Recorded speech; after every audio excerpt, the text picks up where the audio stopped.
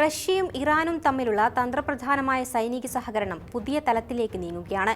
റഷ്യയുടെ സഹകരണത്തോടെ രാജ്യത്തെ ഏറ്റവും വലിയ സിവിലിയൻ ആണവ പ്ലാന്റ് നിർമ്മാണവുമായി ഇറാൻ മുന്നോട്ട് എന്ന വാർത്തകൾ പുറത്തുവരുന്നു. പരിശോധിക്കാം വിശദമായി. ഞാൻ അനശ്വര. 2500 കോടി ഡോളർ ചെലവ് പ്രതീക്ഷിക്കുന്ന ഈ വൻകിട പദ്ധതി ഹോർമൂസ് ഖാൻ പ്രവിശ്യയിലാണ് നടപ്പാക്കുന്നത്.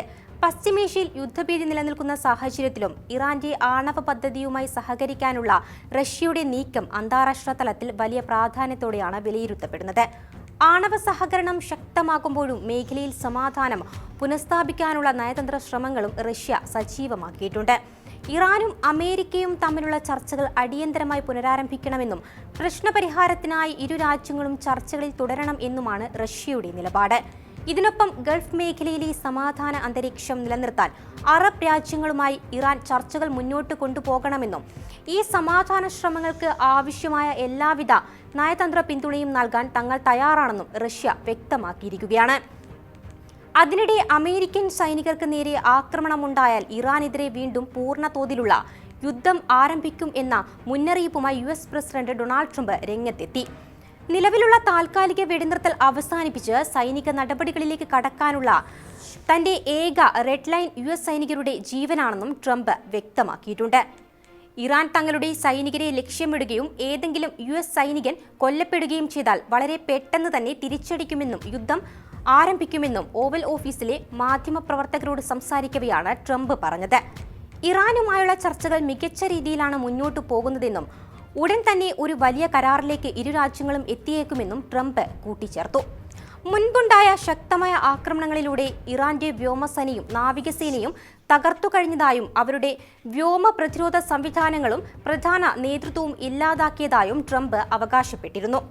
ഡൊണാൾഡ് ട്രംപ് ഭരണകൂടം മരവിപ്പിച്ച ഇറാന്റെ $24 ബില്യൺ വരുന്ന ആസ്തികൾ വിട്ടുനൽകുകയാണെങ്കിൽ ഇരു രാജ്യങ്ങളും തമ്മിൽ സമാധാന കരാർ ഉണ്ടാകുമെന്ന് ഇറാനിയൻ പരമോന്നത നേതാവിന്റെ ഉപദേഷ്ടാവ് പറഞ്ഞിരുന്നു. ഒരു അഭിമുഖത്തിലായിരുന്നു അദ്ദേഹത്തിന്റെ പരാമർശം. ചർച്ചകൾക്കിടയിലെ ഈ തടസ്സം നീക്കേണ്ടത് US പ്രസിഡന്റ് ട്രംപാണ്. ഇരു രാജ്യങ്ങളും തമ്മിലുള്ള വിശ്വാസ്യത വീണ്ടെടുക്കുന്നതിന് ഫണ്ടുകൾ വിട്ടുനൽകേണ്ടത് അനിവാര്യമാണ്. ഇറാനുമായി അമേരിക്കയ്ക്ക് കരാറിൽ എത്തണമെങ്കിൽ $24 ബില്യൺ ഫണ്ട് വിട്ടുനൽകണം. ഇരു രാജ്യങ്ങൾക്കും ഇടയിലെ വിശ്വാസ്യത്തിന്റെ പരീക്ഷണമാണ് ഫണ്ട് വിട്ടുനൽകുന്നത് എന്നും അത് വിട്ടുനൽകാൻ അമേരിക്ക തയ്യാറാകണമെന്നും അദ്ദേഹം ആവശ്യപ്പെട്ടു. ഇത് ഞങ്ങളുടെ പണമാണ്, അമേരിക്കയുടെ പണമല്ലെന്നും അദ്ദേഹം വ്യക്തമാക്കി. വീണ്ടും ഹോർമൂസ് കടലിടുക്കിൽ ഇടപെട്ട് US ആക്രമണം തുടങ്ങുകയാണെങ്കിൽ യുദ്ധത്തിന് പുതിയ മാനങ്ങൾ ഞങ്ങൾ നൽകും. US-ന്റെ ബേസുകളെ ലക്ഷ്യമിട്ട് വീണ്ടും ആക്രമണങ്ങൾ നടത്തുമെന്നും അദ്ദേഹം കൂട്ടിച്ചേർത്തു. ഇറാൻ പരമോന്നത നേതാവും ട്രംപും തമ്മിൽ കൂടിക്കാഴ്ച നടത്തുമോ എന്ന ചോദ്യത്തിന് ഇത് ചർച്ചകളുടെ ആദ്യഘട്ടമാണെന്നും ഇപ്പോൾ അതിന് സാധ്യതയില്ല എന്നുമാണ് അദ്ദേഹം മറുപടി നൽകിയത്. അതേസമയം ഇറാൻ പരമോന്നത നേതാവിന്റെ ആരോഗ്യാവസ്ഥയെക്കുറിച്ചുള്ള ചോദ്യങ്ങൾക്ക് ഇറാൻ കൃത്യമായ മറുപടി നൽകുന്നില്ല. ഇറാനുമായുള്ള യുദ്ധം അവസാനിപ്പിച്ചു എന്ന മുൻ നിലപാടിൽ ഉറച്ചു നിൽക്കുന്നതായി അമേരിക്കൻ വിദേശകാര്യ സെക്രട്ടറി മാർക്കോ റൂബിയോയും വ്യക്തമാക്കി. മേഖലയിൽ ഇപ്പോഴും വ്യോമ ആക്രമണങ്ങളും സംഘർഷങ്ങളും തുടരുന്ന പശ്ചാത്തലത്തിലാണ് റൂബിയോയുടെ ഈ പ്രസ്താവന. US പ്രതിനിധി സഭയുടെ വിദേശകാര്യ സമിതിക്ക് മുന്നിൽ സംസാരിക്കുകയായിരുന്നു അദ്ദേഹം. ഇറാന്റെ സൈനിക ശേഷി തകർക്കുന്നതിനായി ഞങ്ങൾ നടത്തിവന്ന ഓപ്പറേഷൻ എപ്പിക് ഫ്യൂറി അവസാനിച്ചു. അതിനാൽ ഇനി ഇറാനിൽ US നേരിട്ടുള്ള വ്യോമാക്രമണങ്ങൾ നടത്തില്ല എന്നും അദ്ദേഹം വ്യക്തമാക്കി. യുദ്ധത്തിൽ അമേരിക്ക വിജയം കൈവരിച്ചതായും റൂബിയോ അവകാശപ്പെട്ടു. ഇറാന്റെ പ്രതിരോധ വ്യാവസായിക അടിത്തറ തകർക്കുക, മിസൈൽ ലോഞ്ചറുകളും ഡ്രോൺ ശേഖരവും ഗണ്യമായി കുറയ്ക്കുക, അവരുടെ വ്യോമസേനയുടെ അവശിഷ്ടങ്ങളും നാവികസേനയും പൂർണ്ണമായി ഇല്ലാതാക്കുക എന്നിവയായിരുന്നു അമേരിക്കയുടെ ലക്ഷ്യമെന്നും അവയെല്ലാം കൈവരിക്കാൻ കഴിഞ്ഞതായും അദ്ദേഹം അവകാശപ്പെട്ടു. എന്നാൽ റൂബിയോയുടെ ഈ അവകാശവാദങ്ങൾക്കിടെ ഡെമോക്രാറ്റിക് പ്രതിനിധികൾ ശക്തമായ ഭാഷയിലാണ് പ്രതികരിച്ചത്. അടിയും തിരിച്ചടിയും ഇപ്പോഴും തുടരുകയാണെന്നും പശ്ചിമേഷ്യയിൽ സംഘർഷം കനക്കുകയാണെന്നും അവർ ചൂണ്ടിക്കാട്ടി. ബുധനാഴ്ച കുവൈറ്റ് വിമാനത്താവളത്തിന് നേരെയുണ്ടായ ഇറാൻ ആക്രമണം ചൂണ്ടിക്കാട്ടിയായിരുന്നു ഡെമോക്രാറ്റുകളുടെ പ്രതികരണം. ഓപ്പറേഷന്റെ പേര് മാറ്റിയതുകൊണ്ട് മാത്രം യുദ്ധഭൂമിയിലെ യാഥാർത്ഥ്യം മാറില്ലെന്ന് കാലിഫോർണിയയിൽ നിന്നുള്ള ഡെമോക്രാറ്റിക് പ്രതിനിധി പറഞ്ഞു.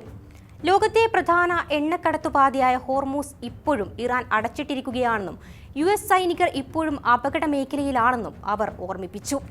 ഫെബ്രുവരി 28-ന് ആരംഭിച്ച US ഇസ്രായേൽ സംയുക്ത ആക്രമണത്തോടെ മിഡിൽ ഈസ്റ്റ് വലിയൊരു യുദ്ധത്തിലേക്ക് വഴിമാറിയിരിക്കുകയാണ്. ഇതിന് തിരിച്ചടിയായാണ് ഹോർമൂസ് അടയ്ക്കാനും US സഖ്യകക്ഷികളെ ലക്ഷ്യമിടാനും ഇറാൻ മുതിർന്നത്. അതേസമയം നിലവിൽ ഇറാനുമായി നടക്കുന്ന സമാധാന ചർച്ചകളെക്കുറിച്ചും റൂബിയോ ജനപ്രതിനിധികളെ അറിയിച്ചു.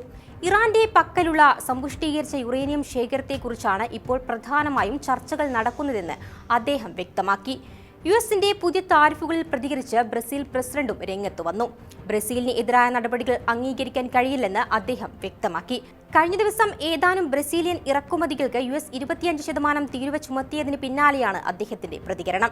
ഇരു രാജ്യങ്ങളും തമ്മിലുള്ള ബന്ധം നല്ല നിലയ്ക്കാകുമെന്ന വിശ്വാസത്തോടെയാണ് യുഎസുമായി ബന്ധം സ്ഥാപിച്ചത് എന്നും അദ്ദേഹം ചൂണ്ടിക്കാട്ടി.